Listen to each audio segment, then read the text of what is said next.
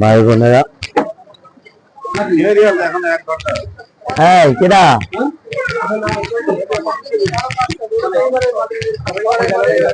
বিভিন্ন জায়গা ঘুরে ঘুরে পরিদর্শন করছে দেশের বাজারের ভিতরে। খুব সুন্দর যে একটি পরিবেশ দেখতে পাচ্ছেন।